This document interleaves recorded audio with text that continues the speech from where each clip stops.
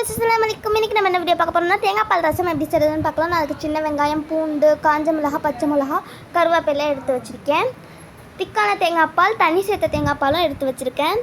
புளி ஒரு நெல்லிக்காய் சைஸ்க்கு எடுத்து வச்சுருக்கேன். 1 டேபிள் ஸ்பூன் அளவு ஜீரகமும் 2 டேபிள் ஸ்பூன் அளவு மிளகும் நான் சேர்த்து நல்லா இடிச்சுக்கிறேன். இதை நல்லா இடித்து தனியாக ஒரு பிளேட்டில் எடுத்து வச்சுக்கோங்க. இப்போ கருவேப்பிலை, காஞ்ச மிளகாய், அதுக்கப்புறம் பச்சை மிளகாவை சேர்த்து இதையும் தனியாக இடித்து எடுத்து வச்சுக்கிறேன். இப்போ நம்ம பூண்டு, அதுக்கப்புறம் சின்ன வெங்காயம் எடுத்து வச்சுருந்தோம் இல்லையா, அதையும் எடுத்து தட்டி எடுத்து வச்சுக்கிறேன்.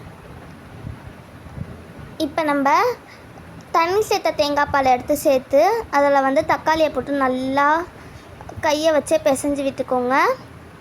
அந்த புளி தண்ணியும் சேர்த்துக்கோங்க. சேர்த்து நல்லா மிக்ஸ் பண்ணி கையை வச்சு நல்லா இது பண்ணி விடுங்க.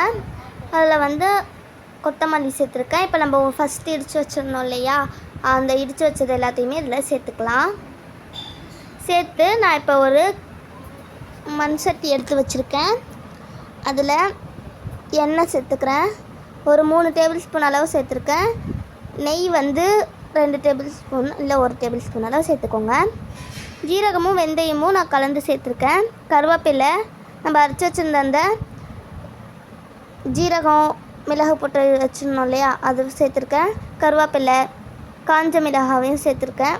பிச்சு போட்டுக்கோங்க. ஒரு டீஸ்பூன் அளவு நான் பெருங்காயம் சேர்த்துக்கிறேன். இதை ஒரு கொதி, கரெக்டாக ஒரு கொதி வச்சுக்கோங்க. ஒரு கொதி கொதிச்சோடனே பார்த்தீங்களா, ஒரு கொதி தாங்க கொதிக்கணும். நல்லா மிக்ஸ் பண்ணி விட்டுக்கோங்க. இதில் ஒரு கொதி கொதிச்சதுக்கப்புறம் நம்ம என்ன பண்ணணும்னா, திக்கான தேங்காய் பால் எடுத்து வச்சுருந்தோம் இல்லையா, ஒரு கொதி வந்தோடனே அந்த திக்கான தேங்காய் பாலை இதில் ஆட் பண்ணிக்கோங்க. அவ்வளோதான், நம்ம சூப்பரான தேங்காய் பால் ரசம் ரெடி ஆயிடுச்சு. இதை நீங்கள் மிளகு கறி கூட வச்சு சாப்பிட்டிங்கன்னா அல்டிமேட் டேஸ்ட்டில் இருக்கும். இந்த வீடியோ உங்களுக்கு பிடிச்சிருந்தா லைக் பண்ணுங்கள், கமெண்ட் பண்ணுங்கள், ஷேர் பண்ணுங்கள். வரட்டா.